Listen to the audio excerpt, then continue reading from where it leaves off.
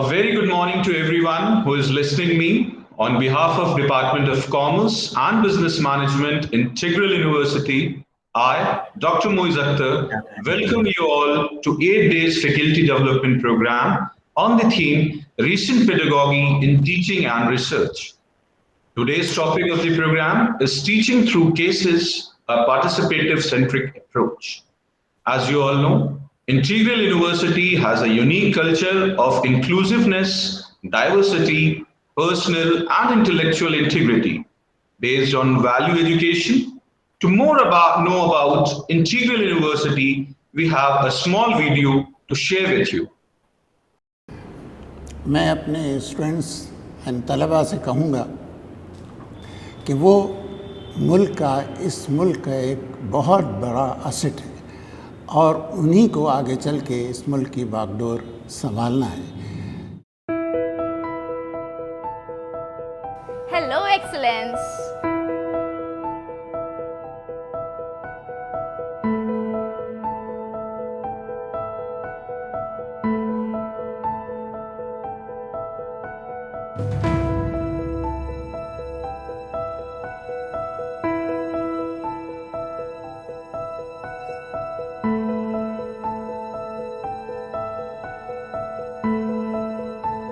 What is excellence?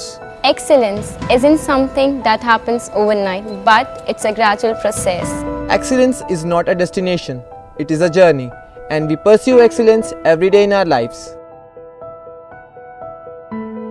Here at Integral University, we understand that every person is excellent in their own unique way, and hence we devise programs to bring out their excellence. Imagine an engineer who can build a wall with his or her own hands. Imagine a person who just graduated and knows how to fix a bicycle or a motorcycle for that matter. Such is the skilling that our university believes in imparting to our students.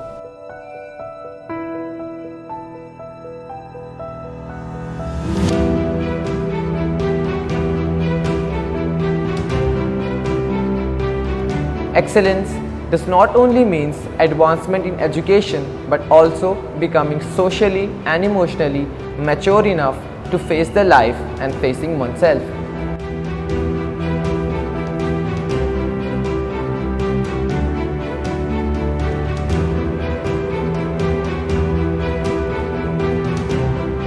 Hello, Excellence.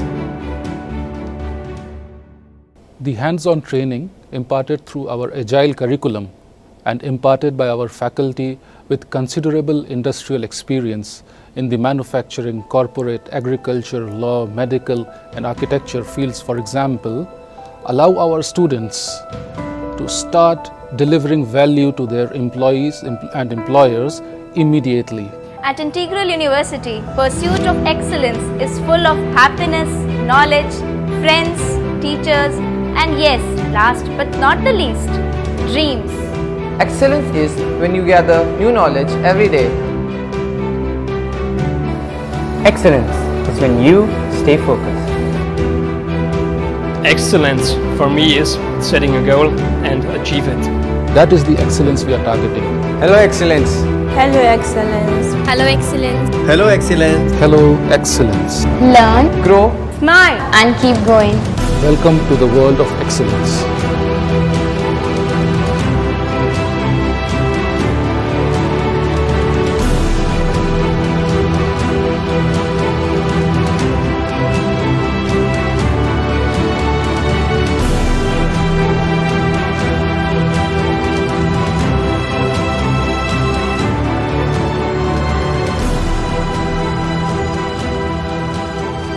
Integral University, Lucknow. Inspiring excellence. Thank you, Nazia ma'am, for such a wonderful video of Integral University. As you all know, cases are narratives, situations, selected data sampling, or statements that present unresolved and proactive situations.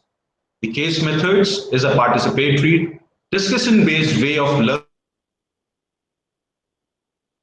critical thinking, communication, and group dynamics. It is a type of problem-based learning often seen in the professional schools of medicine, law, business. The case method is now used successfully in the disciplines such as management, engineering, chemistry, education, and many more. Students can work through a case during the class as a whole or in a small group. In classroom discussion, students analyze the information in the case and use it to solve the problem set up by the case, or through the case method of teaching. A case study allows you to step into the shoes of a decision maker and immerse yourself in analyzing a real-life business challenges. The case method is participative-centered approach to create new knowledge through dialogues, debate, and the application of analytical tools and frameworks.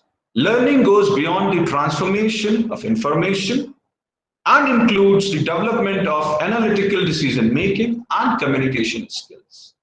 This enhances your capacity to prioritize objectives, leads effectively, and has a lasting impact on business performance. The big question to everyone is how teaching through case will work. Basically, it is a 4-step process through you can inculcate this case study approaches. That 4 steps are preparation, team analysis, class discussion, reflection. In the phase of preparation, you will do the review case individually to identify the key questions and reflection points. During the team analysis, you have to meet in a small group to debate on the key issues. During the class discussion, participate in a comprehensive discussion to formulate viewpoints that are backed by articulate analysis and recommendation. The last, reflection, applying the learning and a more comprehensive understanding due to the peer and difficulty insight. By this, now we begin this session. First, I would like to introduce you all to the eminent personality who will be with us for this session. First, we have Professor A.K. Saxena, sir, Dean, Faculty of Commerce and Management, Integral University, Lucknow. Next, we have our invited guest, Dr. Anuja Pandey, Head, India Case Research Center, All India Management Association, New Delhi. Next, we have Dr. Syed Shahid Mazhar, sir, Head, Department of Commerce and Business Management, Integral University, Lucknow, and the coordinator of this program. Now, I would like to call our first speaker, who is a visionary, passionate, and excellent leader, Professor A.K. Saxena, sir, to welcome the audience and share his critical insight. Okay. The audience. Thank you. Thank you, Dr. Moiz.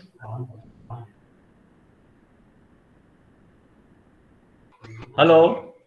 Yes, sir. You are audible. You are audible. Okay. Yeah, I'm delighted to welcome you all on this second faculty program for the teacher.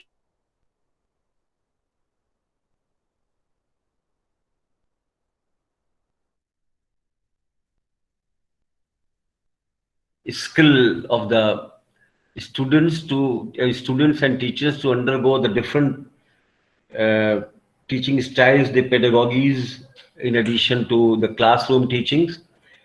And as you know, our today's key speaker, Dr. Anuja Pandey, who is head of the ICRC New Delhi.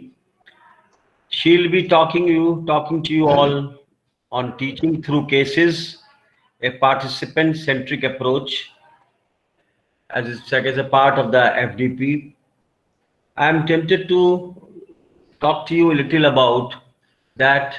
As a matter of fact, being a student of commerce management education, we should all know that what is the genesis of the management. The first management program is started in this country in University of Visakhapatnam See now, what is management? Management is a hybrid child. Like economics is the mother, commerce is the daughter, and management is the hybrid child.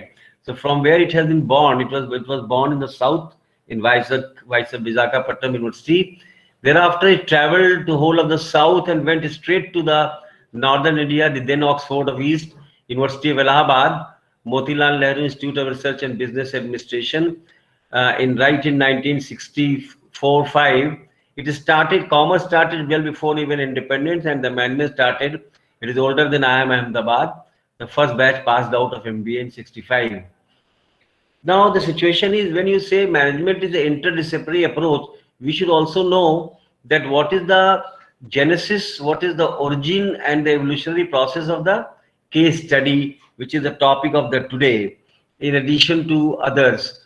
So remember management is a highly interdisciplinary approach. We have borrowed very heavily from anthropology, psychology, behavioral science, armed forces science, and particularly the case studies have been borrowed from sociology.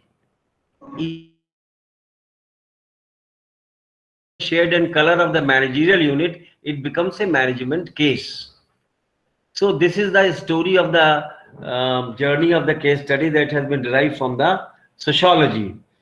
Now today's speaker is a renowned one and having an expertise in the case studies cell at the MAT IMA. We have been associated with MAT IMA long back when I was director at AICT from 1997-2002. At that time, Lieutenant General Khurana, Major General Khurana was the chief, and other people. So we have been associated even today. For a long time, we have been conducting our test for admission to them. But now being the university, after traveling long. Now, one more thing to be talked to you today, that is the university system has started the management program with the emphasis on actual overture theoretical clarity. Then of late, after some time, it has been found out that only talking to the students about the conceptual clarity of a particular point of the concept is not okay. Let us see what precisely is the real life business situation. Then came case study into practice. Then came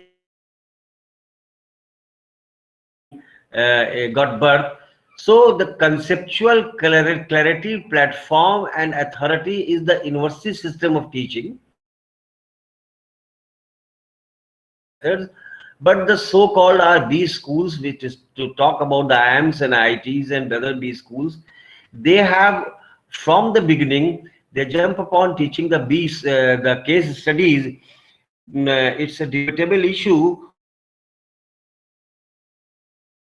of a teaching of a case study as well as theoretical conceptual clarity, because that is the milestone, the pivot on which the case study is situation.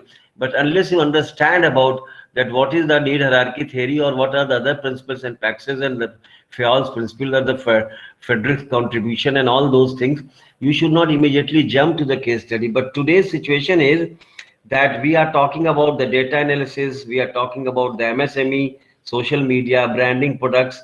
I mean, many things are there. So we are talking about particularly the practical aspect of it. And always remember that chalkboard teaching concept is chalk and talk culture. There's no substitute to it. In addition to this, this gadgets pedagogy teaching of the OHP and all. We have an education fourth stage from education third stage, which we are more emphasizing on the say learning process. With all these background, because it is the cup of tea of Dr. Anuja Pandey to talk to you and make you aware called a participant-centric approach. Why it is called a participant-centric approach? It's a very, very rational say thinking, and she will talk and give the merits of that it is a participant take equal contribution and their say pie, so that they can get going. With this background, I again hand over the mic to Mr. Moiz Akhtar, and I once again welcome Dr. Anuja Pandey on my behalf, on behalf of the Department of Commerce Business Management, on behalf of the Integral University. This occasion, probably we had an interaction at AICT. I don't know when you have joined that. Parag Diwan was there at IMA Affair, and Major General Khurana was there. At that time, there was one of my junior from Monirba University of Allahabad was there. So we are delighted to have Dr. Anuja Pandey with us. Dr. Moiz, please. Sir, you have given some very classified comments, and we highly appreciate your valuable inputs. Thank you, sir. Now, I would like to call our invited guest speaker of today's session, Dr. Anuja Pandey ma'am. Dr. Anuja ma'am is working with All India Management Association as Associate Professor Marketing, Program Director Postgraduate Certificate in Management. She is head of IMA India Case Research Center, ICRC, which was set up in 2017 to promote India-centric case development. She has also certified case method teaching from Harvard. Dr. Pandey is a faculty in charge of IMA's course in data science and business analytics and digital marketing. Dr. Anuja teaching experience is in the area of marketing management, consumer behavior, advertising, brand management, digital marketing, sales and distribution. Her primary field of research and publications are marketing strategies, social media, branding, product development, positioning, consumer behavior, data analysis. She was the lead faculty for IMA Ukraine project on identifying entry-level managerial skills and labor market study. Currently, she is working on 2 affairs with various conferences, seminars, publication projects, and awards to her name. We are very thankful to have you for this program. Now, without wasting much time, I would like to call Dr. Anuja Pandey ma'am to share his views on today's theme. Ma'am. Thank you, sir. Thank you, Dr. Akhtar. Thank you so much. And thank you, Dr. Saxena, for a very good briefing about as to how the cases and the management itself has developed. And I welcome all of you here. I hope all of you can hear me loud and clear. Your voice is clear. Yes. Okay, great. So I take this opportunity to take you all through a small discussion as to how we can really enhance our whole teaching pedagogy and engage students in the class. So my focus of discussion is today basically how we use cases in our classroom and to convert a classroom teaching into a participant-centric teaching. So just let me see if I can, I would like to really look into and share my screen, and I have a small PPT. I hope that I would be sharing a small PPT with all of you, and I am not sure whether I am able to, because kindly share, I will be telling to you. Ma'am, kindly share. Once it is visible, I will be telling to you. Okay. So basically, the idea and objective is to really get into a concept as to how the concept of teaching through cases work. And we have been running up a couple of programs into that area. I'm sure you know what IMA has been doing for quite some time into this area of case development. We have set up an India Case Research Center. And in the India Case Research Center, we are primarily trying to see to it that how we can probably integrate the concept of basically the cases which are India-centric cases into our whole teaching concept. I hope this screen is. I'm not sure whether my screen is visible. Not yet. It is not visible, ma'am. Just give me 1 minute. Fine, ma'am. Fine.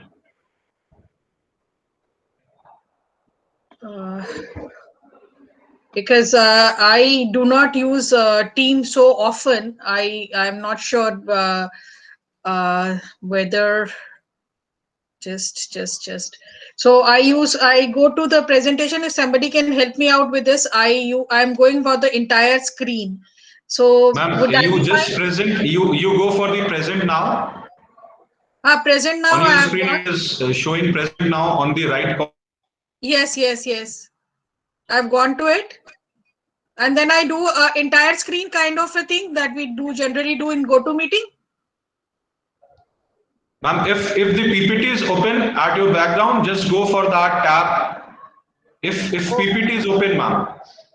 If PPT is open, just open that tab, ma'am. I have opened the PPT. Now present now, go to on the present now and share the tab. Go for the tab if it is present, ma'am. I have done that, but I don't know why it is not taking, because it generally does take the entire screen. I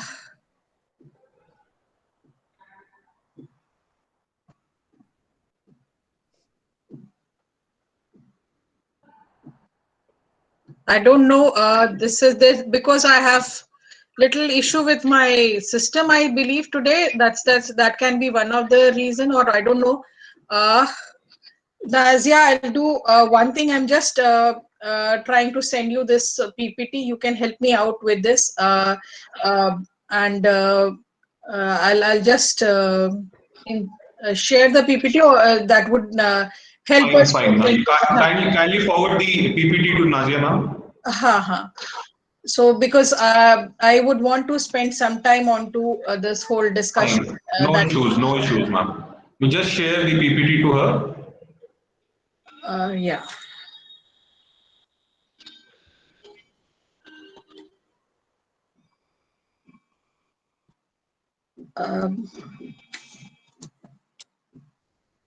Hello. Yeah, Nazia, tell me. No, I'm just sharing this. Okay, you were able to see. Okay. Anyhow, okay. I was little confused that maybe it is not. Let me share it once again. I'll share the entire screen, and then because it is taking time to really help. Just one sec, huh? I have also send you the PPT, and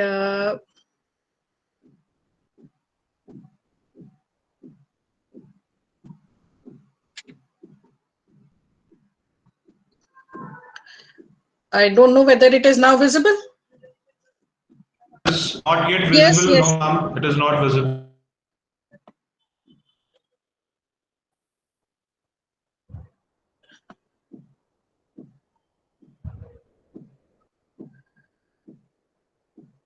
So I have shared, Nazia. Just play it from there. I'll tell you as to how we need to go about.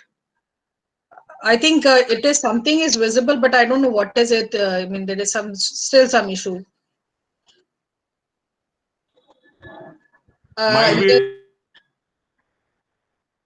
Okay, I'll do the window share. I'll do now the window share rather than. Fine. So I hope participants can see. Now it is visible, ma'am. Now it is visible. Okay, great. Sorry for this small hiccup regarding this. I hope my voice is also clear to everyone. So we are now talking about the cases, and when we talk about cases, we say that world is a big canvas for cases. This world has everything which we call as a case. When we look into a case may not be just a document, but it is a way of learning. And we have been talking about cases everywhere. When you talk about cases, I just want to, before I really get into how case methodology works, I want my participants, I think I have got almost 48 of you here. Just tell me, I mean, I'm sure you all have heard and seen the ads where HUL has dropped the fair from the Fair and Lovely concept. So why did HUL really drop that this word fair? What was the issue behind it? Can you just, and I'm sure all of you have got microphones and you can also use your chat box to help me understand why did HUL drop fair from its Fair and Lovely?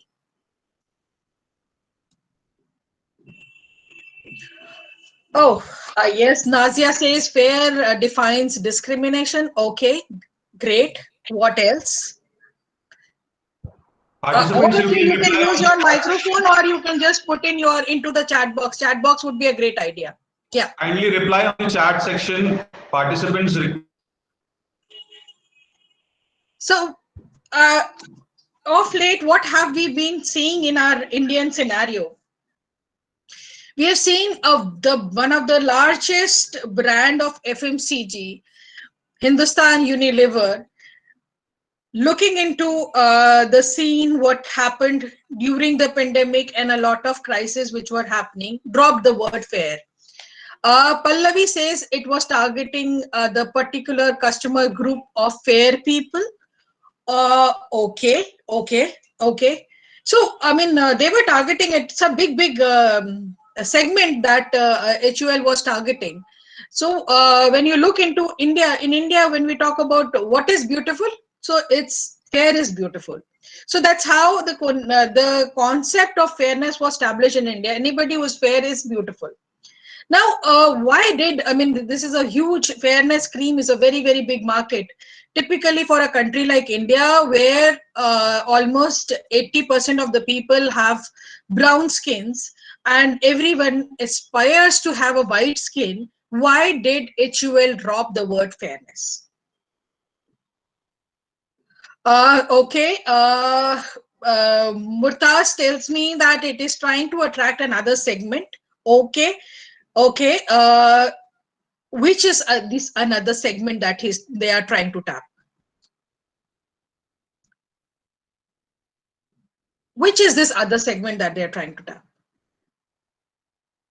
Okay, fairness cannot be a measure of any positive attitude of human. Okay, right. So let us see what has happened in last few years in India. When you look into a brand like Fair and Lovely, it is one of the largest brand into the fairness market.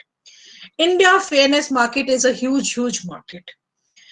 And probably this is one market where HUL had established itself not only into the female grooming segment, but also into the men grooming segment, where again, the concept of fairness was becoming very, very strong. Now, what happened was that a lot of people were now talking about that why should we talk about only fairness? Why should fair be only beautiful? So we had started getting a lot of customers who were talking about, or a lot of people who were talking about, that everybody has its own body, its own shape, and everybody can be of some kind of a celebrity in itself. So why only fairness? So that's how the concept of fairness came in, and the whole issue went into a very, very deep discussions, and a lot of activists in US and other places were also talking about this fairness. The fair concept was not acceptable. So the whole of the consumer segment was probably changing, and a lot of laws were also there. So when we could look into Indian law system, we were also seeing that Hindustan Lever was facing a lot of law issues. And that is the reason why this particular segment itself started, this concept itself started looking into it, that what can we really do about it? So when we look into a case study, typically a case study which is revolving around it, where we're talking about the concept of in every individual has its own personality and it needs to be respected. That is the concept which is now getting in place. And that is the reason not only are we seeing the ads which or the situation in which Hindustan Liver has dropped the word fair and has moved into a altogether different branding exercise, which is again a cost-taking exercise. But we've also seen brands like Tanishq evolving, and I'm sure those of you who have been following up ads and other things would have seen a lot of issues which emerged around Tanishq also because of one of the ads. And now we also look into how Dove is talking about that every and is trying to engage that all females during the time of their marriage, they don't need to have conventional beauty. Beauty can be of various types and various forms. So that is how we are trying, when we are looking into it, the mindset of consumer is changing, and that's probably where companies are realizing that it is not just a concept of marketing, it is how companies look into their customers, how responsible they are to the society. So societal marketing is something which has now has been really brought in, and this concept is more broader than just a marketing concept, but it is a concept where we have tried to look into the triple bottom line, where we're talking about why people matter, why profit matter, and why the prosperity and other things matter. So that is where we have started seeing that probably these arguments have become very, very strong, and probably we need to really think about as to what we would be really doing here. Are we actually trying to capture a market which is basically a small segment of market, or we're trying to really look into big way as to what does company mean, what does a society mean to this particular company? So that's where the whole concept has changed, and this is something where when it comes to teaching, probably none of our subjects that we teach in management would actually be catering to this. Why? Because probably when you look into the traditional concepts that we have actually used in our teaching, probably we have actually focused into really looking into that what works for us. So there have been certain subjects which we use in our teaching, but over a period of time we need to integrate cases where student also get involved to it. So when I look into it, I from these 66 people who have joined in, I could see a couple of you who have actually talked about and have actually have put in their remarks onto as to what we wanted to talk about. So probably this is where we want to really put in our emphasis that our cases that we are talking about, these should be a medium for shaping the student argument. What are we trying to do with our management student? These students that we are reaching out today, these are students which are far more mature. Few years ago, when the concept of management came in, we were talking them what exactly is business management. We were talking about what is HR, what is OB, what is finance, what is accounting. Why? Because a lot of people came into the management field where they did not have any concept of management.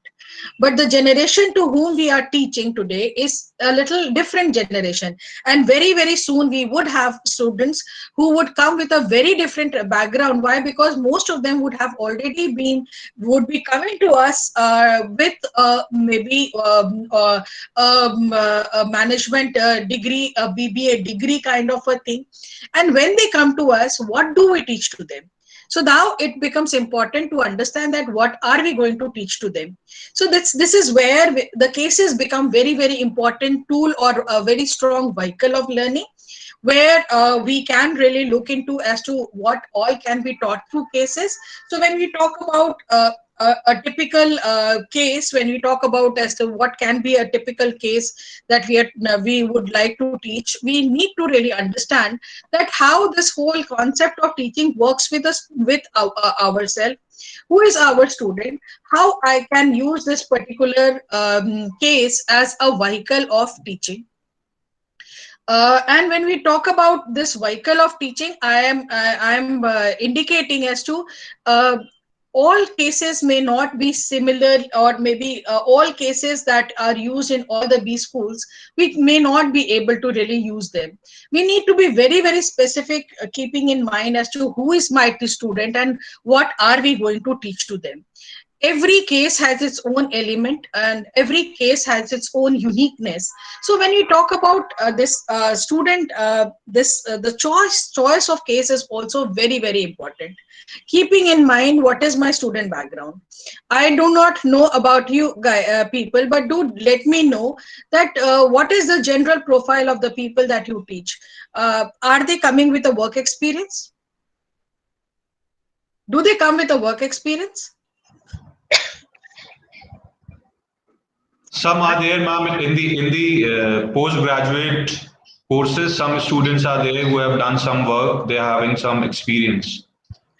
Right. So when we are looking into our general students that we engage today, most of them are coming with maybe no experience, straight away from graduation moved on to post graduation. In graduation, they might have done some kind of BBA program or maybe some other courses. But when I look into my student today, he is not only learning in classes. In fact, his 80% of the learning is happening outside the class. And he wants to really has a question in mind that what am I doing in my management classroom? What am I learning? How does this classroom helps me to become a better manager? And that is where I, as a faculty, I have to really look to it, that what method of teaching I should be adopting. Is if this whole concept, the student has come with a very strong background of educational background, my task is very easy. So when you look into the top management B schools, generally they get students who are coming with a very strong background, educational background, and also a lot of experience with them. Now, when they come, it is very, my only task as a faculty is to really shape their mindset into the critical thinking. But the students which come to the second rung B schools or general university management departments, these are the students who lack the concept, and at the same time, they are also not very interested in learning too much of theories. Right. So unless and until I bring in some kind of realism into my classroom, they would not engage with me. How many of you feel that this is a challenge? Engaging student in a classroom is a challenge. How many of you feel that? Because yes, Uma, you have raised your hand. You can use the mic to tell me. Yes, ma'am. Actually, I'm basically from hotel management background, but I have seen most of my classes. It was very tough for me to just make them understand or maybe the connect with me. So as you were saying, I was also always trying to just put 5 minutes, 10 minutes to just a kind of a small game, or maybe the news of the day, or maybe the something related to that particular subject to just connect with me. So I'm absolutely agreeing with your this point. Yes, it is very tough for a faculty or maybe the professors to connect with the students. So nowadays, as you already said, they are not getting the knowledge in the class. They are already having pre-conceptual knowledge. And I have to put my knowledge towards like that, they can accept it easily with the related experience and maybe some related tools to just grab that particular knowledge which I really want to share with them. Right. Thank you so much. I think it was very well articulated. So what we are now facing as a faculty is a bench of student who learns from a lot of other places. And when we enter a classroom, our challenge is how do I first engage my student, get an attention of my student, and then teach him a concept which is very, very important, is part of my curriculum. And at the end, I am also sure that the concept that I am taught to the student, he is able to apply. So that is the biggest challenge that we are facing as a faculty today. So that's where when we talk about using the cases, I do not recommend that every B school should be using 100% case method teaching, but we should be wise enough as to when we need to use cases. And again, when we talk about the topic of the case should also be something which is of interest to them. That is the reason why we say there are some of the cases which are very classical cases which are very, very well structured, very well written, with very strong theoretical concept behind it. But at the same time, there might be some of the cases which might not be really well written, or maybe there might be just a paragraph or maybe a one-pager case where my objective is to ignite the thinking process of the student. And that is where I see that there is one topic that I want to teach in my classroom. I want to excite my student to this particular topic. So let me start with some kind of discussions around it, so that now I can bring my class into active mode of learning, and then probably talk about the conceptual background, the theories, the models that I wanted to teach. So that is where I say that when you are looking as teaching through cases, look into your learners and look into the situation. So when I talk about teaching today in a class, what is my student really bothered about? What is the things that he is actually listening every day or reading every day in his social media group circle? He's learning about the farmer agitation. He's talking about the OTT. OTT is something which is very, very close to every student. But do the student really know what exactly? I mean, OTT has been a very, very strong medium. And I think every student is spending around 3 to 4 hours every day on this platform. But why do we need a regulation into this particular OTT platform? Why is government coming to a regulation? What is the system of what are the government policies around it? This is something where probably we would not have these part as text in a classroom, but we need to really sensitize that if a business has to operate, there would be certain rules and regulations which any government in any of the country would really come with. And there would be certain situations in which maybe there might not be some acts or policies, but because of the situation, some acts and policies have to really emerge. So when we're talking about the socio-economic and the political part of the business, this is where we want to really emphasize, and probably case method becomes a very, very strong tool, or cases become a very, very strong tool to ignite students' mind into it. So when I talk about it, the concept of getting censorship in OTT, I get every student actually really responding to my classroom. I'm sure when I talk about OTT, or you talk about OTT in your classroom, this is something where every student would be speaking. It is not just few toppers who would actually be contributing, but everybody would be contributing. And when I look into my task as a faculty, what is my task? My task as a faculty is not to teach only those the top 10 percentile of students who are brilliant, but my task is to teach all those 60 students who are into the class, of which 20 would never be participating. And that is where case method becomes a very, very important tool, where I engage each and every one in my classroom discussion. And that is where choice of case becomes very important, that what is my student really open to? What do they want to discuss? And from this discussion as a faculty, I'm very sure this is not a discussion because I wanted to have some good time with them. No, I wanted this discussion to ignite their mindset into some thinking process. And that is why today when we talk about cases, text cases, or maybe the multimedia cases, or maybe even a very strong video clipping can be good enough to really bring on discussion into the classroom. And when we talk about discussion, that's the time I understand what is the level of intelligence my student has. Do they really understand what we are teaching? Do they really get into the crux of it? So as a faculty, what is the skills that I want to develop? And in general, not only through case method, but as a faculty of management, these are postgraduate students whom we are teaching. Our task is to develop their critical or what we talk as analytical skill. Case method is a very strong tool to develop their analytical skill. Why? Because that's the time when I start getting a debate into the class.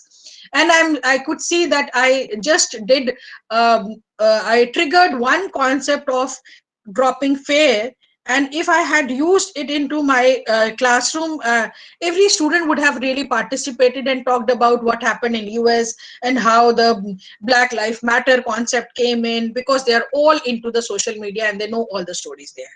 So, but my task is to really ignite their analytical thinking. So what do I draw from it?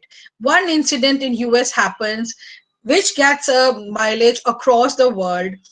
And then it triggers one of the company in India to really take an action against it. And this action is not because they are now becoming conscious of what is consumer talking about, but yes, over a period of time, there has been certain laws, certain challenges which they are facing as lawsuits, where they have to really abide to it.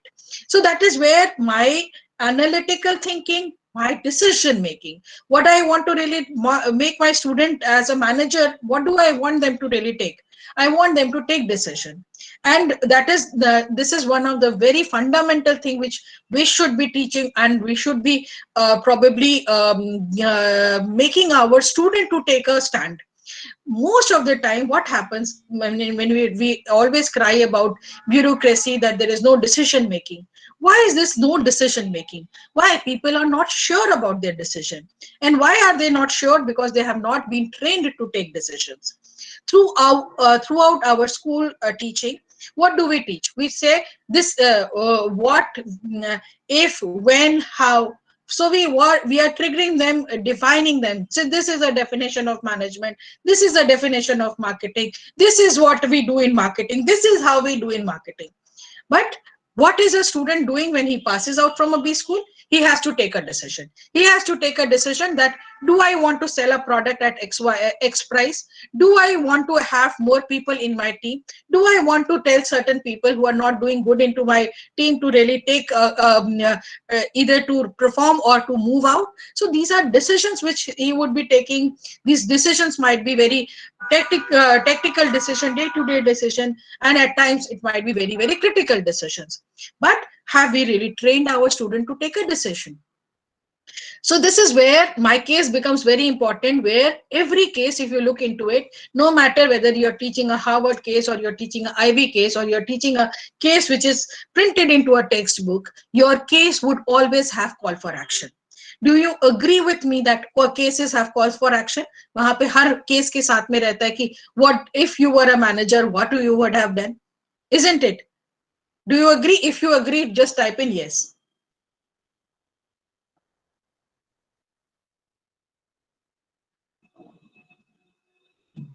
So what are we really, great, thank you, Dr. Chandrasekhar. So why are we really putting up those things? Why? Because we want the learner to come into the shoes of the protagonist into this case and really take a decision, take a stand for it. The stand may not be correct. So when we are teaching cases in management school, we say that all that you do may not be correct. Whatever decision you might be taking may not be correct, but you take a decision. And decision taking a decision is far more important than taking a correct decision. Of all the decisions that you take, some of the decisions may not be correct, but over a period, these wrong decisions are also going to help you to shape up your mindset and probably look into that what was the premise for my decision. So when I teach my student through cases and I ask them to take decision, what do I really want them to understand? I want them to understand that you are taking a decision in a point of time with certain information available and lot of ambiguity. So when you take a decision in lot of ambiguity, what are the assumptions that you would be making to take a decision? And how do you own the responsibility of this particular decision? And furthermore, decision is taken is not just a decision taken, but this decision has to be executed also. So that is where I'm trying to really put him into the application skill. Okay, so you have taken up a call to sell the product at X price, which is less than a price which was defined, but why have you taken the decision to sell the product at a lower price? So there must be a call. Why has HUL decided to talk about dropping a fare from its fairness cream concept? Why? It is sure to lose a lot of big market, but there would be certain logic behind it. It is going to spend so much of money onto rebranding. The whole activity of rebranding has been a very extensive activity, a cost-taking activity. But how do I? There was a reason for it, and then how smoothly the execution happens. So this is some of the skills that I would really want them to take to really imbibe. Okay, you have taken a decision, so how are you going to get the plan executed? And then at the same time, when I make my student talk into classroom, I'm developing his oral communication skill. So what I find with typically the students who are coming from North India and typically come from the states like Uttar Pradesh or Bihar, they are very, very good in writing, but they would not be very good in oral communication. Why? Because they have a very strong inhibition to speak. And we hold a lot of personality development classes to really make them speak.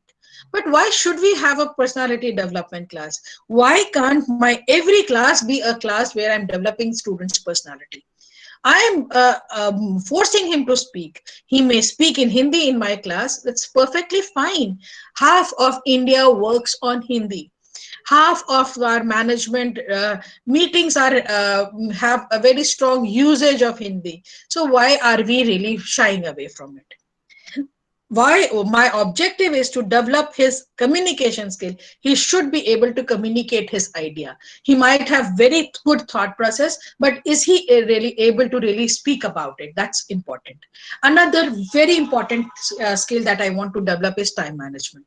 Again, we talk about time management in our personality development classes.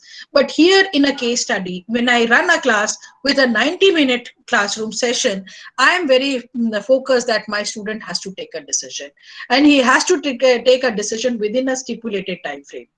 And this concept, how much of time he will going to spend on reading, how much of time he's going to spend upon thinking and jotting down what to speak, and how much time he spends on the decision making, these are all these are time management skills that I'm already developing. And another very important skill which most of us as Indians lack is ability to listen to others. If I look into what happens into our TV debate every evening, I find nobody is listening to anybody. So everybody wants to make it a point, but they're not listening to what others are saying. But the wisdom is where I allow people to speak, and I am very, very rational to their ideas. I am receptive to their ideas, and that is what we call as empathy. We might have differences in our classroom. We might have strong debates. This is something which I ideally want to happen in my classroom. They should always have debates. They should always have differences. It is these differences which are, when debated, help us to settle down our own ideas. But at the same time, we should be receptive to what other people have to say, speak. What are they speaking? Some of them might make some lot of sense there. So that is where I am trying to develop their social skills, their critical skills, and their written communication, if I'm asking them to really present this case in form of a written note. So these are some of the skills which are very strongly developed through case studies. I'm not sure, I mean, how many of you are using this case method in a classroom. But when I look into a case method, this is a very, very holistic approach. A very, very holistic approach towards the complete learning process. Why? Because generally when we distribute a case in a classroom, it is first the student who reads the case. And generally as a management faculty, we want them to understand the case, think about what is happening, jot down their own ideas, and then we also put them into small group where we encourage them to discuss this case among themselves. And then we open up to the presentation of the cases to the larger group. Each group comes forward and discusses the case. And I hope this is the path that you all follow in your classroom.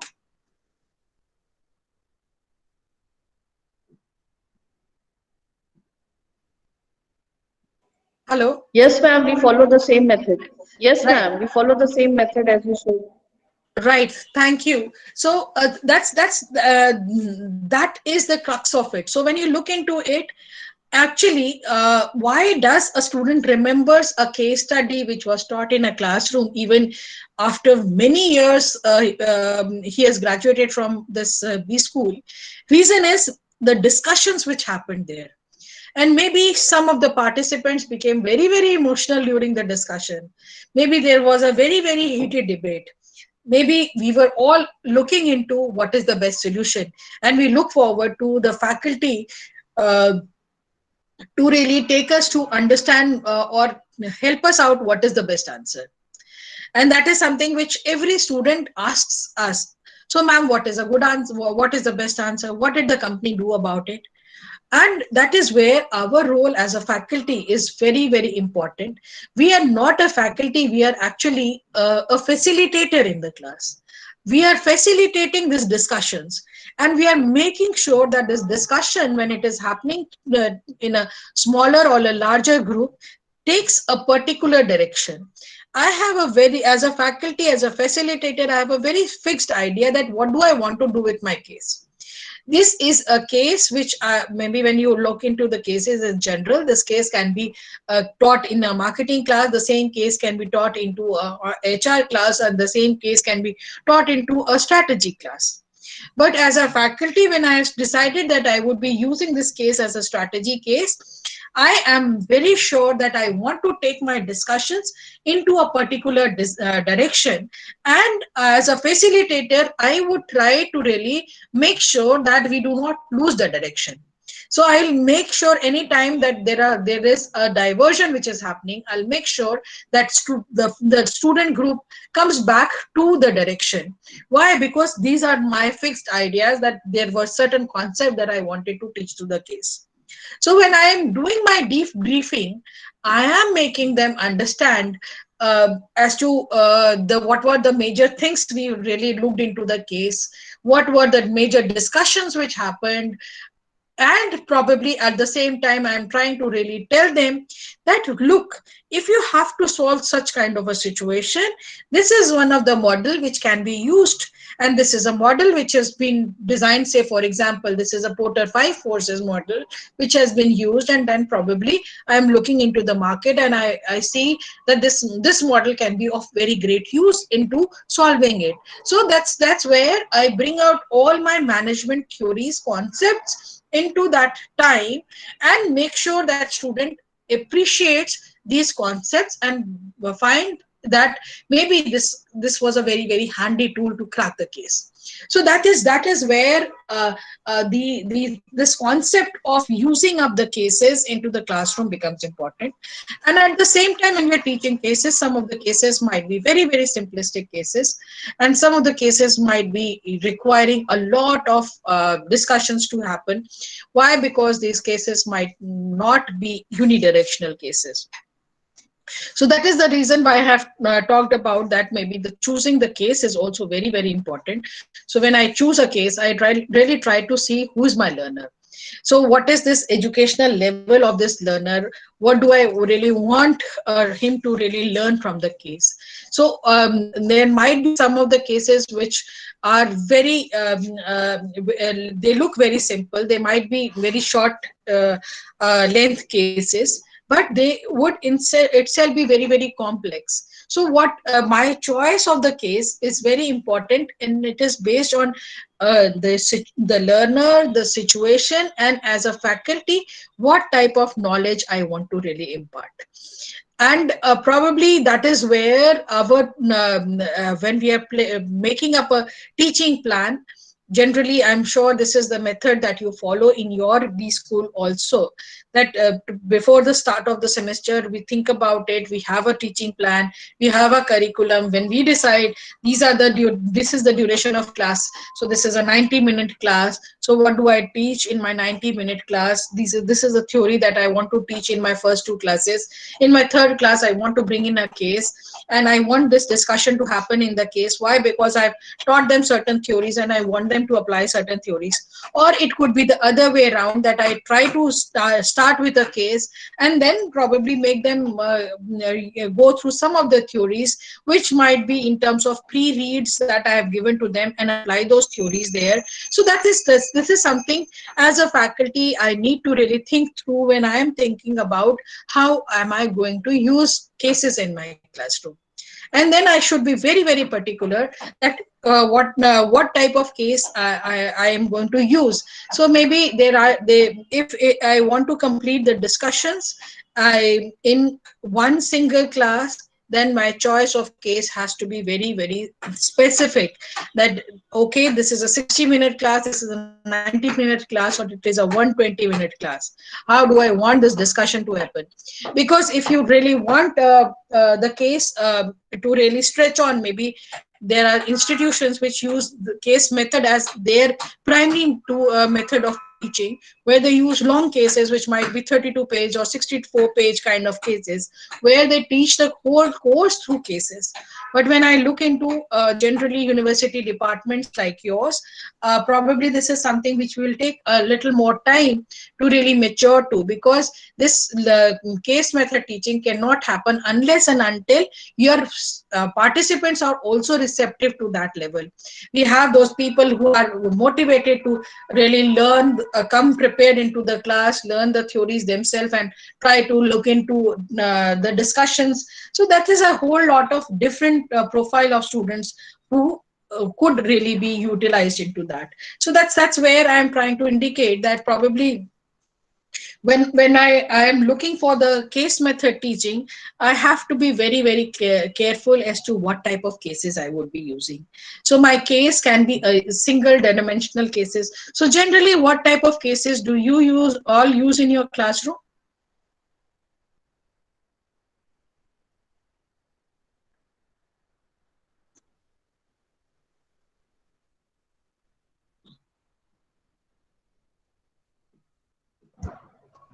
Audience? Yes, please use your microphone to engage. You can reply in the chat section. Yes, Ma'am, ma'am. we are using different types of cases. Sometimes we refer to the cases which are already mentioned in the books, and sometimes depending upon the subject, we choose a case study which is a bit more important and popular these days. That depends upon the nature of the subject in my case. So when you are making your teaching plan, you have some of the standard cases which you use?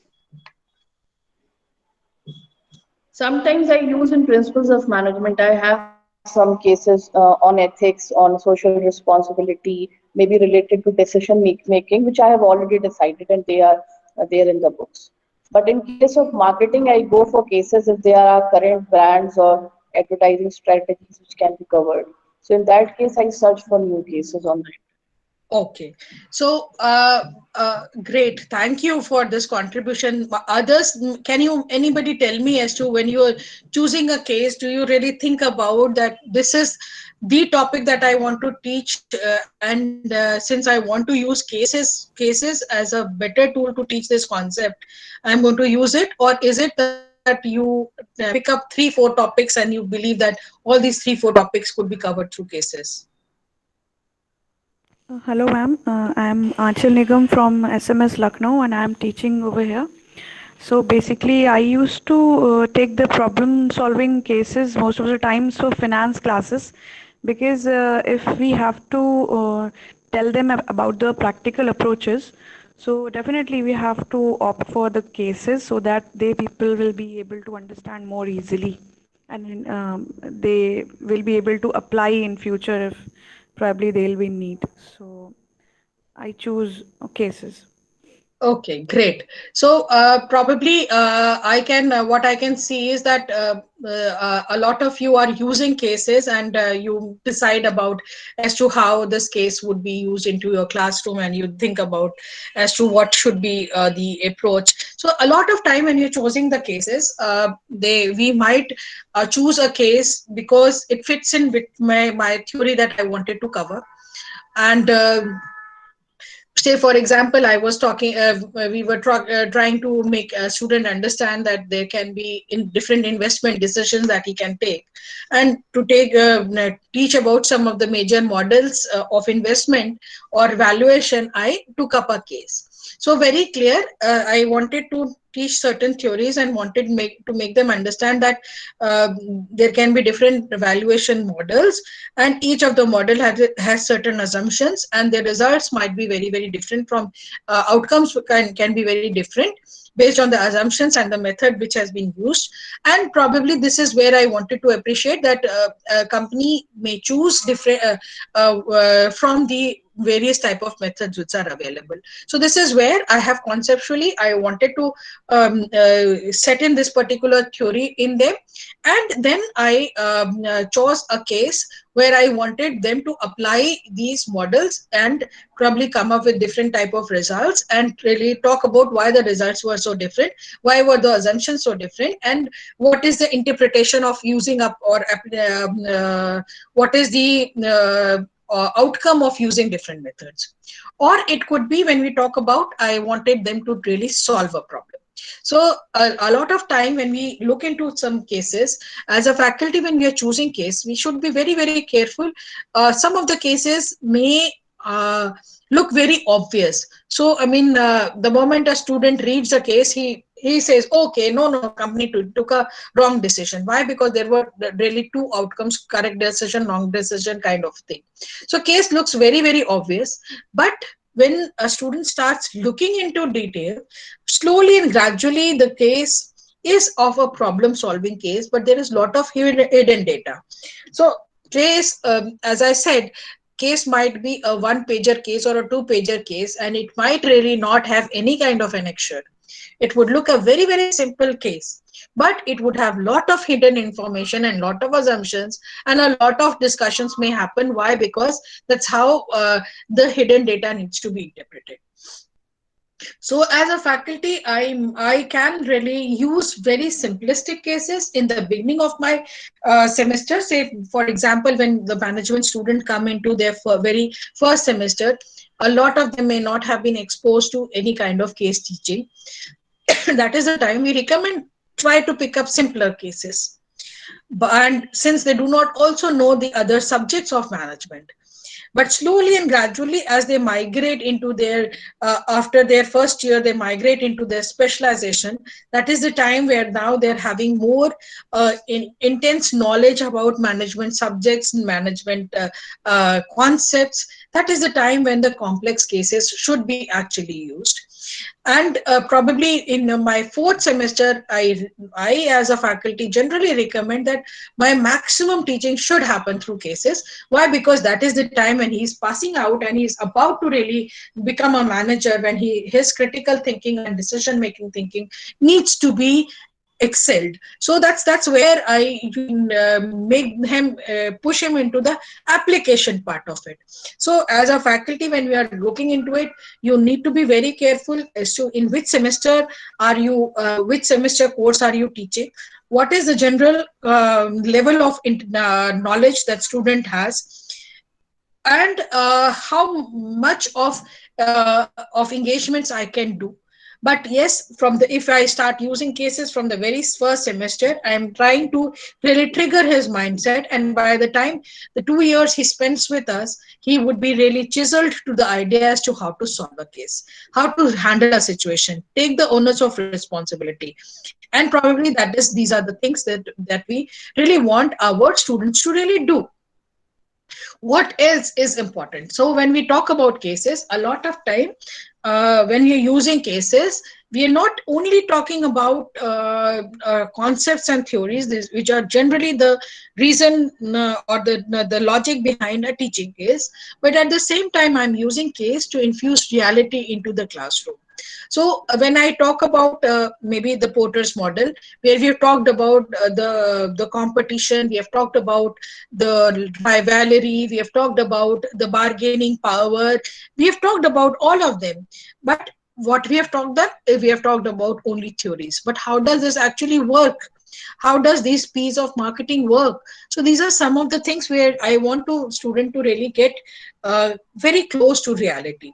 So when I look into, say, for example, when you look into a brand like Hero Honda, this is something where, or probably when we talk about Honda Corporation. So this is a brand which I think every student in my classroom knows. This is a very, very Indian brand.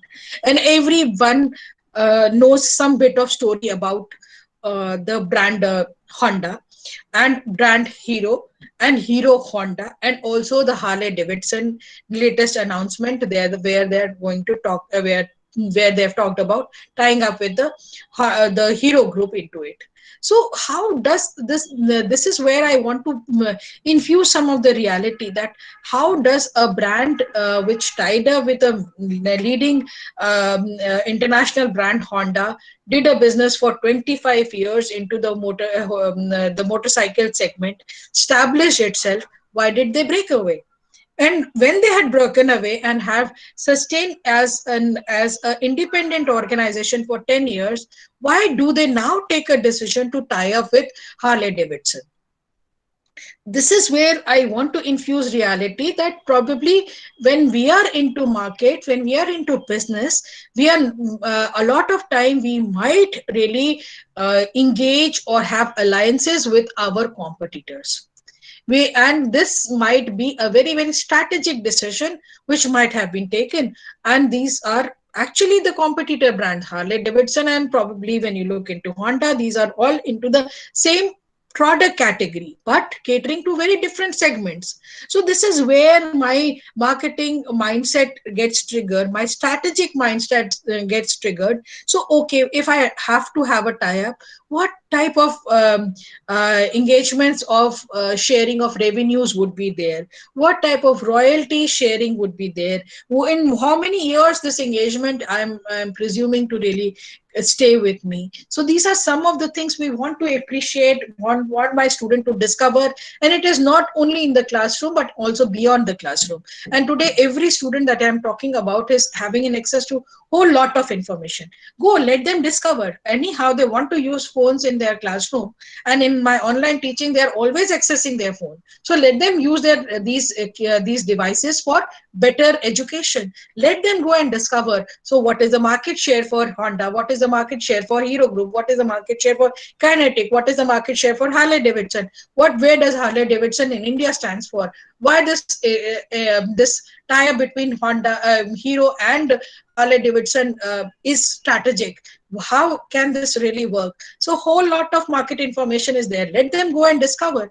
Let them go and understand why this tie-up between Honda and hero really broke up. So this is where I want to really infuse the reality that yes, competition that we talk about, rivalry that we talk about, the bargaining power that we talk about. So what is a bargaining power? What are these people, these dealers, what type of bargaining powers these dealers have? So let's understand it. Then probably in this time of COVID that we have discovered the whole lot of concept that we were teaching on into terms of digital transformation, which was supposed to take 5 years. In less than 3 years, 3 months, we were able to really transform. So whole lot of edtech companies came in. Whole lot of supply chain issues were there. We have seen Amazon completely going in for updation itself, and probably going in for what we talk about hyperlocal. So what is this hyperlocal concept? I think if we as a faculty may take some time to understand what is hyperlocal, but my student in a classroom knows very well what is hyperlocal. And he also knows that how is Amazon using a hyperlocal concept.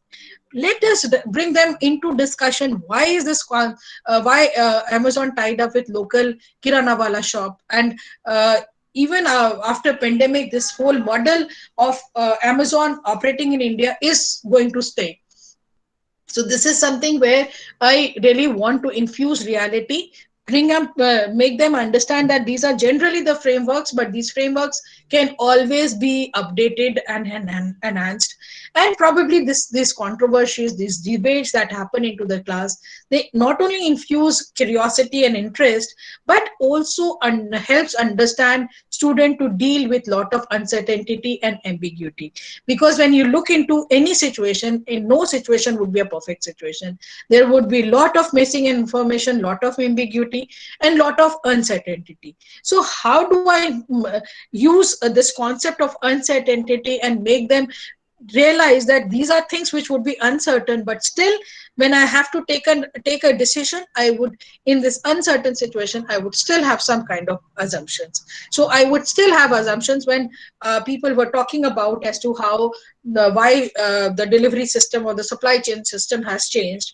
There was a lot of uncertainty, but companies were inventing. I'm sure a lot of you would have heard about the company that makes the Chick shampoo, that is the Calvin Klein in India. What they did in the COVID situation, they realized that they had huge physical offices, and probably they did not really needed it. And they shut down a lot of their physical offices and converted all of the the people in those offices as work from home permanently. This was a very, very strategic decision taken. It helped them to really save a lot of cash flow.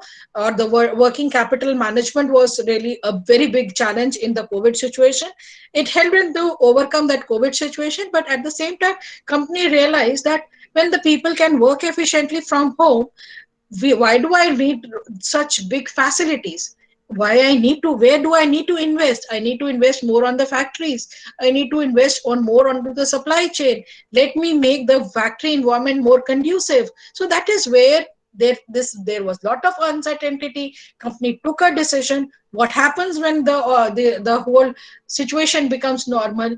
Would still the company think about in the same manner? Was this decision a correct decision of selling off or leasing out their office spaces? Was it correct or was it incorrect? Was it a management decision or was it a one-person centric decision? These are some of the things which we would want our student to really think about, discuss, debate. Why? Because maybe when after 10 years, they might be into those roles where they would be taking up these type of strategic decision. But they would not come back to a B school to really learn how to take a decision. This is something which we need to really take them in the very beginning. And probably all the decisions that they take may not be safe, may not be correct, but the decisions he took or the stand he took as a student in his first semester, when he reflects, he finds, okay, actually I should have taken a different stand. But that's where he's learning that, and this learning is something where we are actually making a permanent change in his attitude. And that is where, when we talk about as a role of a learner and a teacher, is always evolving. And these interactions that we have with the student, they help the student to really think through. I hope I'm making sense here. Do you agree with what I'm talking about?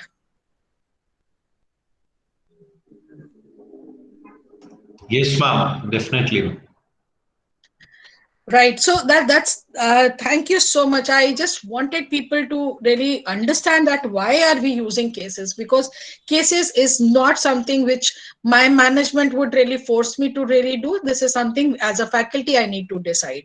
So when we look into the evolution of how we have been teaching, and since this whole workshop is on really making us a little better faculty, so we have moved from what we call as a lecture method and show tell kind of thing to moving on to probably most of you would have witnessed that we have now a flipped classroom. But when it comes to case-based teaching, this is something which is very, very important. And probably as a faculty, from the case-based teaching, we can really move on to what we call as the collaborative learning, where student also brings in a lot of information into the classroom, and as a faculty I may also learn a lot. So he might have some of the training experiences that he had in his summer internship which he brings into the classroom, and probably then we try to really think as to why this happened and why it is happening in a industry. So probably from the evolution, when we move into more student or the participant centric learning, we are moving from the lecture method to more of a case method, and then moving on what we call as a project based learning. So a lot of B schools in US and a lot of B schools in India, top tier B schools, have actually moved on to what we call as the simulation based learning or project based learning.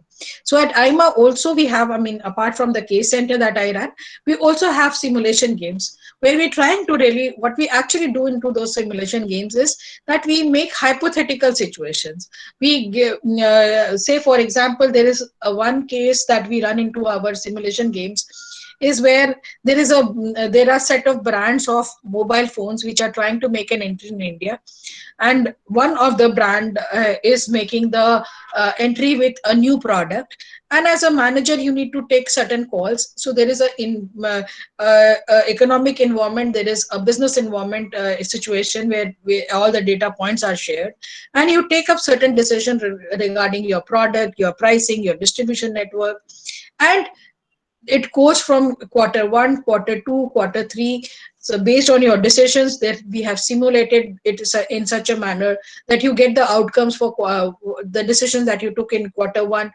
The outcomes are visible in your end of Q1 and in Q2. So that's where you start looking into it, that if I take a decision, what were the implications throughout the year? Was it a good decision? What is a bad decision? What happened with other brands? Why did I take this decision? The other brands took a different path to it. Was it?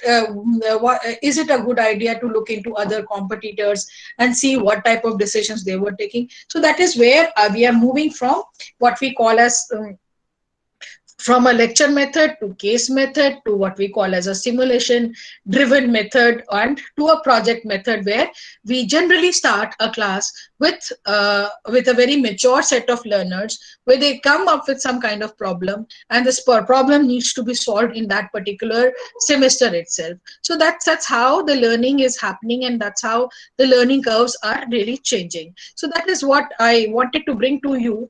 And I also wanted to share with you that probably when you are all as a faculty, what we have actually witnessed that today we are into online teaching, and face-to-face teaching is, I'm not sure how soon it is going. Is it happening in your institution? Yes, ma'am. For final year students, we have started the face-to-face interaction offline classes. So that's so great. So as a faculty, you would be really happy about it. But most of the classes are, as you know, is happening online. So when you are looking into online, our engagements, our as a faculty, our tools are going to have been very, very different. So we need to not only get into our core teaching as a faculty, but yes, we need to understand that my students are also challenged. It is not only a challenge of my my faculty, but student on the other hand is also very, very challenged. And that is where as a faculty we need to be very, very receptive to their ideas, and we need to be really what we call sympathetic to their challenges which my student is facing, or else we would really lose our student in this whole process of pandemic. So what I want to really understand, that a lot of time my student would have challenges related to time management or technical issues. I faced a technical issue but in the morning, but still somehow I tried to really get an option, but my student may not have the option of 2 devices. A lot of time internet may not really work. So how do I really get my student into the motivation mode where he learns? So these are some of the things where we need to be little more sympathetic to the student, which we generally, as compared to what we really do into a face-to-face classroom, where we can be very strict with our times, with submissions, with their participation. But maybe in online we need to be really little more open to the idea of sharing. And at the same time, I would tell you that today as a faculty I've got huge lot of resources which I can use in my classroom. So I had in my query box, I could see some of the students, some of the faculty members were talking about where you can get free cases. So I think the internet is full of a lot of cases. You can register yourself with Case Center and get an access to free cases. You can register yourself as an educator to Harvard, get free cases. You can buy some of the cases from our Case Center. In our Case Center, we have a whole lot of resource segment, where if you register, everything is free in the resource segment, learning resource segment. So if you register, you get yourself an access to a lot of webinars where we have topmost faculty from India and abroad really addressing the participants. You can access that. Apart from that, there are some free cases which are available. And then a lot of industry cases are also available. So it depends upon a faculty as to how do I use these cases, or a lot of time there might be some of the interviews. So probably when you look into a whole repository of IMA's YouTube, we have all the industry leaders speaking about it, speaking on some of the other issues. You need to really pick up what type of reality you want to bring into the classroom. And a lot of time these expert interviews into the classroom can help you to open a discussion, and at times close a discussion. So as a faculty, you need to be very, very creative about it. And then there are a lot of cases which are best practice cases, or what we call as industry cases, which are available onto every company's website.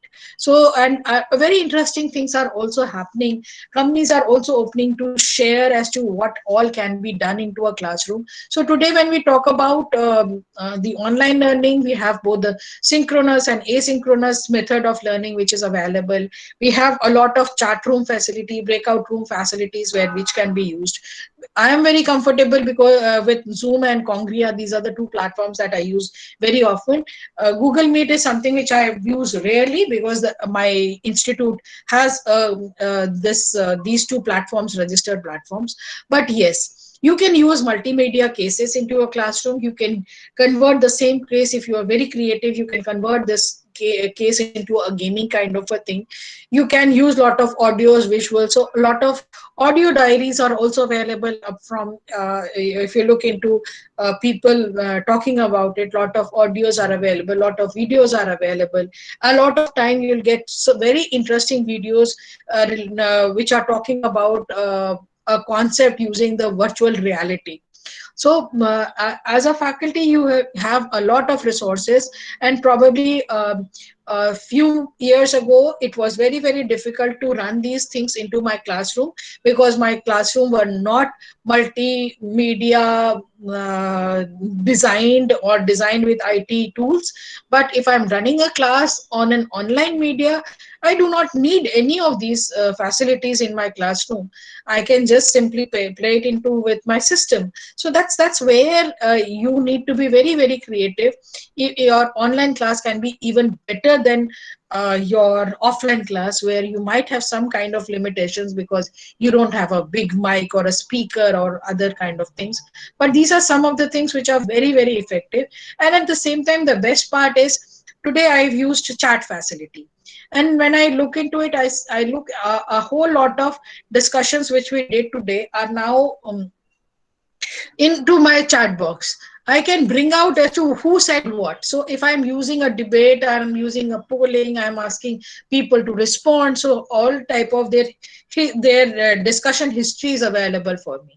And at the same time, I can bring in co-teachers. So I can request some of the industry people to come into my classroom to discuss about it. Say, for example, I'm talking about this case that I've talked about, the OTT media. I can bring in a lawyer in my classroom and ask him to tell what are the policies which the government of India has launched.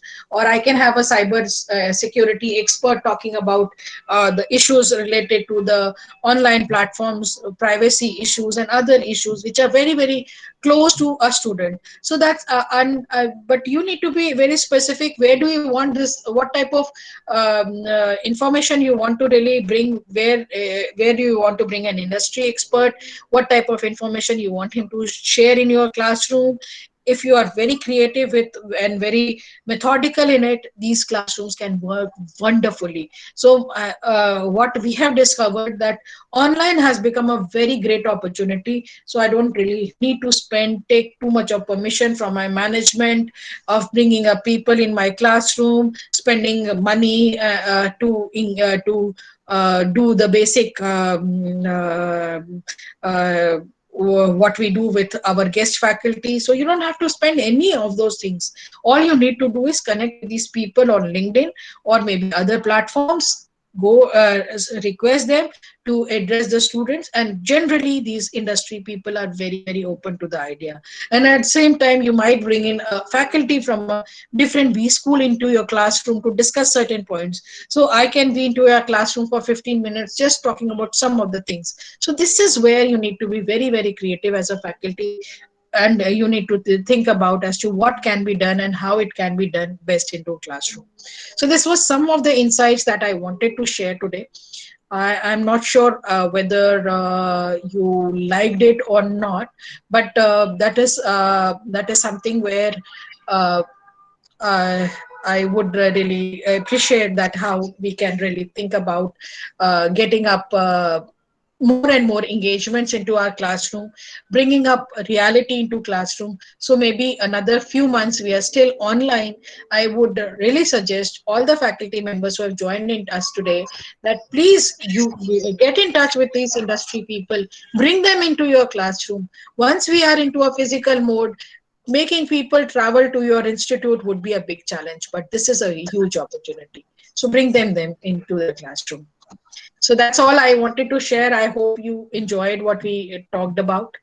Totally agree, ma'am. Totally agree about whatever the valuable inputs you have given. Ma'am, there are some queries that participant has posted in the chat section. Yeah. Is it visible to you, or should I? I'm taking one by one. Mostly you have answered those questions, but there were a few questions which were not taken into consideration. I'm taking that. One participant has asked that there should be some credit system to be given to case studies in the academic section. 25 to 30 credits should be given to case studies in the academics, in your curriculum, so that it is be compulsory in your academics to be count in your evaluation. I understand it from two perspectives. One is that when I use case studies in my classroom, and how much of weightage should I give into my lecture method teaching and my case method teaching.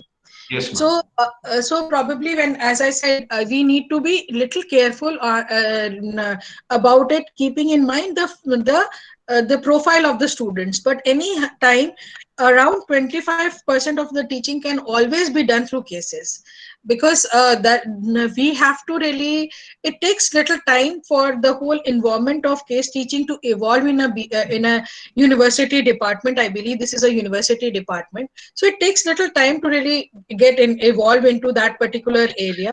But yes, after a year or so, when everybody is teaching 25% of their curriculum through cases, this concept, this culture would evolve, and probably slowly and gradually then we can migrate to involve or use more cases in the classroom. But yes, you can always start with at least 25% of your curriculum can be done through cases, because that is the biggest challenge which a faculty has, that that I have used a case in my classroom, but I am not very sure whether I have got my student get the right kind of concept, and do I need to repeat the concept with a lecture method. So this is the biggest challenge when an institute is evolving. Next is, when I look in from a faculty perspective, I think every faculty should be writing their own cases. And cases, as we have been, we have seen a lot of cases were not really getting up the due respect that we get for a research paper. But that's the pathetic part of it. When you write a research paper, there are only few people who read your research paper. One is you yourself, your guide, and then are the reviewers, and few people who would be doing research into that area who would be using it as citation. But apart from that, your research doesn't really get a wider acceptance or as such, or wider readership. But as a case author, you get a wide audience. You get, if your case is good, you not only teach your case into your classroom, but you publish your case. When you publish your case, a lot of faculty across the world might be using your cases. And now that's we were speaking to AICT chairman. So he has already given us an indication that cases would get the due respect as we get for the research paper.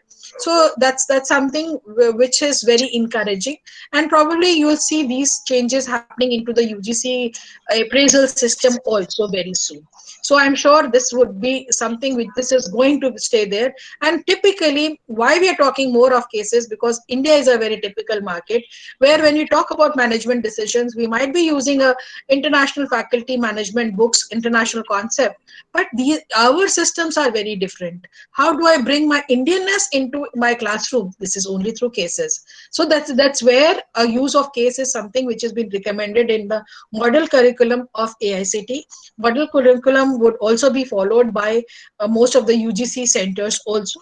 So probably very soon you'll see the cases which are published at India Case Research Center, which I had, would also be integrated into the model curriculum, and you'll have an access to those cases. In continuation to that, my question to you, ma'am, is which case are more effective, the real case or the own created cases? I, as a faculty, really believe the cases that you have authored are cases which are very, very effective. Why? Because when you are writing a case, you also go through a complete learning and a discovery phase. And this is your ownership. You learned it, you went to the industry, you spoke to the people, and probably this is something where you have an insider story. So when you are teaching that particular case, not only you are emotionally connected, but you know a lot of information which is not a part of the written case, but it is within you. So maybe this is something where you are more confident. So when you teach other people cases over a period of time, you become comfortable. But when you teach your own case, you are just exceptional in your classroom. Definitely, ma'am. Moving ahead, is there any difference between case law and case study? Case law. Case law is something which we generally use in our law streams, and law has been something, law and medical sciences have been using cases for a long time. Medical sciences for physical examination, and laws, in law probably that's where we draw our inferences.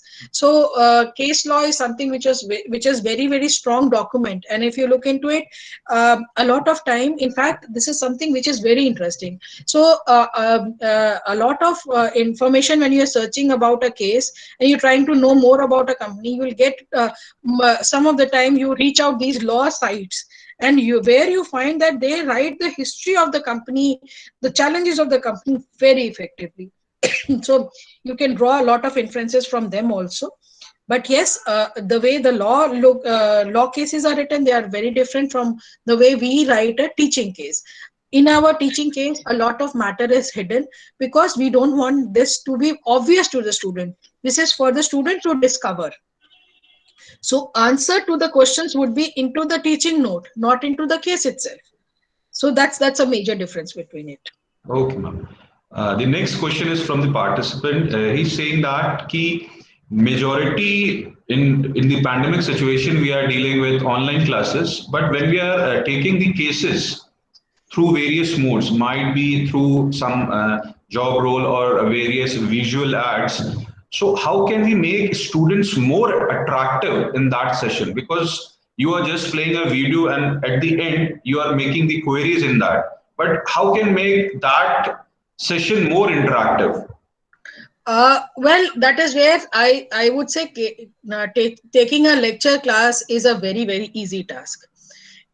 You make your PPT, you spend an hour or 2 hours or 3 hours to make a PPT, and you're done for that particular PPT, and maybe next semester, next to next semester, using the same PPT. But when you're using a case, you need to spend a lot of time to understand what is this case. And then you need to also think through that, okay, who is my participant, and imagine as to what is he going to really speak about.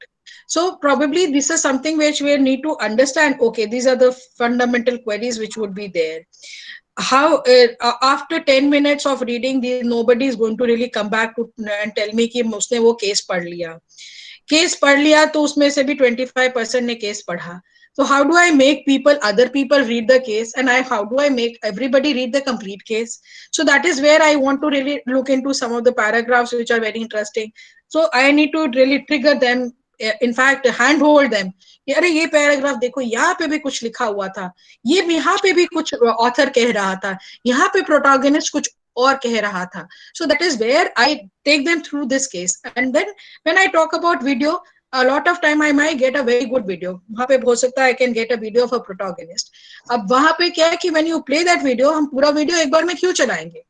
हमने 2 minute चलाया, वहां पे pause कर दिया, एक point पे pause किया जहां पे क्यूरियोसिटी हो रही थी, and what people wanted to know what next. So that is the time I stopped it and I said okay now class tell me what would have you done. Is he correct? Polling लगा दी. So when I am using online class, मेरे पास बहुत सारे tools हैं, तो but that is where I think through. मेरे को टाइम लगता है इस क्लास को डिजाइन करने के लिए कि अच्छा यहाँ पे पोल चलेगा, यहाँ पे मेरा वीडियो चलेगा, यहाँ पे मैं क्वेश्चन पूछूंगी, यहाँ पे मैं कोल्ड कॉल करूंगी, because these are the student who are not engaging. इनका कुछ भी चैट में नहीं आ रहा है. So I would engage them, bring them back, and then probably I also make sure that every student who is getting into a case study class, उसको हम वहाँ पे weightage दे रहे हैं उसकी participation का. So it has to be integrated into my education system itself. कि okay, class participation है, class participation सिर्फ attendance पे नहीं मिलेगी. आप आ गए क्लास में तो आपको अटेंडेंस मिल जाएगी, नहीं, ऐसा नहीं होगा. आप वहाँ पे क्लास में कितना चैट में बॉक्स में कंट्रीब्यूट करते हैं, कितनी अपनी सजेशंस ऐड करते हैं, that are all very important. So that is how we would be designing the whole system. Last question. Can you suggest some free access sites or through which we can take the cases? Because majority of participants are asking that there are various sources, but mostly are paid. So can you suggest some free access? Well, honestly, India Case Research Center पे अभी हमने बहुत free access पे नहीं किया है. Very soon this would happen. You all registered, I would say, all registered at India Case Research Center. So you go to the case research ima.in, that is the website you can go to. A lot of learning resources would be available. कम से कम आपको case objective में भी काफी कुछ reading मिल जाएगी. Free cases चाहिए, then you register yourself with very good sites like the Case Center, which is a UK Case Center. अब वहाँ पे as a faculty register करते हैं, you get an access to free cases. हाँ, but yes, there is a protocol कि आप उस case को अपनी क्लास में डिस्कस कर सकते हैं, बट स्टूडेंट के साथ में शेयर नहीं कर सकते, कॉपीराइट इश्यूज हैं. You can register yourself with the Harvard Case Research Center, that is HBP. आप Harvard Publishing के साथ में आप register कर सकते हैं, and you can get access to free cases as a faculty, as an educator. So these are all case centers which are very evolved. We are very primitive. अभी हम लोग ने शुरू किया इंडिया में, but yes, we would be going into that particular level where we want that education community के पास में सब कुछ handy हो, और उसको अपनी इंस्टीट्यूट पे इतना डिपेंडेंट नहीं होना पड़े कि उसको केसेस खरीदने के लिए इंस्टीट्यूट से, मैनेजमेंट से फैकल्टी पैसे के लिए रिक्वेस्ट करना पड़े, which we know these are big challenges with any B school. बड़े बड़े बी स्कूल्स में ही होता है कि वो सिस्टम्स बने होते हैं, लाइब्रेरियन को बोलो और केसेस आ जाते हैं, यहाँ पे बहुत मुश्किल होता है। But please register yourself to these sites, you can get a case. हाँ, आप फुल केस अपनी क्लास में यूज नहीं कर सकते, but you can orally speak about a case. Did I really use the HUL case? I have this HUL case in my case center, but I did not use it verbally. मुझे बोलने से कौन रोक सकता है, right? So that is where you need to be very creative. And there are, as I said, a lot of consultancy cases. Consultants बहुत सारे cases अपने website पे डालते हैं, आप उन पे से जाके ढूंढना शुरू करो। I have since I am using a different system, मेरा लैपटॉप नहीं है, नहीं तो I would have shown you कि मैं कैसे रिसोर्सेज यूज करती हूँ। I am very sorry that I am little limited with that particular challenge, नहीं तो अभी मैं आपको दिखाती कि मैंने कितने सारे कंसल्टेंट के केसेस को हम ले आते हैं, और उन्होंने जो सॉल्व किया, मुझे क्या उसमें से मुझे कुछ पैरामीटर्स को लेना है, and I can use it. So please do not get bothered कि ओहो ये तो हमारा जो केस था वो ऐसा चल रहा था, वैसा चल रहा था, वहां पे क्या प्रॉब्लम आ रही थी। Please do not have those excuses, be very creative about it. Okay, totally agree, ma'am. Thank you, ma'am, for your valuable inputs. Moving ahead, now I would like to welcome Dr. Asma Farooq, ma'am, Associate Professor, Department of Commerce and Business Management, to share her thoughts on recent pedagogy in teaching and research. Asma, ma'am? Yes, I am there. Am I audible? Yes, ma'am. Yes, ma'am. Continue, ma'am. Good afternoon, ma'am. Thanks for your lecture on case study method of teaching. Though it is a very difficult and a crafty job to speak and summarize once experts have spoken, but I'm trying. We have been using case study method in our department also. But what I have experienced in the last 15 years, that we have a bit of problem because the student composition in the class is not uniform, and we have students coming from weak language issues are there. They don't have so much command over the language, so it becomes difficult to have case studies in all subjects. But what I have analyzed from your lecture is that, of course, we have to be wise enough as a faculty to decide that which case study should be taken up in which subject, and how that case can be discussed, because sometimes when we float cases in the class, we realize that students are not doing the homework. If the case studies are big enough, and especially in subjects like finance and accounts, they need some homework has to be done. So that is a bit apprehension from our side also. That is why we become a bit hesitant in discussing case study in the class. And there are some issues related to language also, that some students, they don't have good command over the language, so they don't understand the concept. But gradually, what I have also assessed from your lecture is that we have to be more creative enough that how case studies can be discussed, and that has to be done by the faculty, and definitely it requires more effort from our side. Then only students will be involved and engaged in the process. And definitely in the case of commerce and management, case study has to be used frequently in the class. It can be used as a presentation also. It can continue as a discussion also. And the case study method can in itself be converted into role plays also, so that students actually become engaged in the class. And as ma'am has already mentioned, brands like Dove and Hero and Harley Davidson, these are some very popular brands, and teachers who are teaching papers related where these cases can be taken up, it will definitely engage the student, and they will provide them more knowledge. And thank you once again, ma'am, very much, because you have shared the free websites also, and you have told about IMA that it is having case studies, though we have to register ourselves. It has definitely given clarity to us that how proper time management would be required. It will also help in improving the personality of students, the ability to listen, to read, to analyze others. Definitely it is a holistic approach for teaching also, and it is going to make a overall personality development of the student in the class. So thank you very much, ma'am, once again, and I hope everybody has enjoyed and they have learned, and they are definitely going to improve their teaching skills while adopting case method in the class. Thank you so much. Thank you, Asma. Thank you, ma'am. Thank you, Asma. With this, we came to the end of this session. Today's session has been one of the most enlightened and appropriate for the current pedagogy in teaching and research. On the behalf of organizing committee, I take this opportunity of acknowledge the efforts of all the parties who have contributed to smooth and successful conduct of this program. On behalf of Department of Commerce and Business Management, Integral University, I would like to extend heartiest vote of thanks to our Chancellor and Founder, Professor S.W. Akhtar sir, for allowing and motivating us to do such kind of interaction. I heartily convey my gratitude to our Pro-Chancellor sir, Dr. Syed Nadeem Akhtar sir, for encouraging us and inspiring us for the excellence. I would like to thank our Dean, Professor E.K. Saxena sir, and Head, Dr. Syed Shahid Mazhar sir, who believed in me and gave this opportunity to conduct this session. I would also acknowledge the presence of our esteemed guest, Dr. Anjuna Pandey ma'am, for sparing her valuable time. Today we had an opportunity to hear your thoughts, and this will surely be going to encourage us in our future events. Your thoughts have enlightened our minds and have given us a new path. I'm also very grateful to all the faculty members who are directly or indirectly involved in this program. Last but not the least, I would like to take this opportunity to place on record our hearty thanks to our interactive audience of our session, especially our research scholar and a student, for making this program a huge success.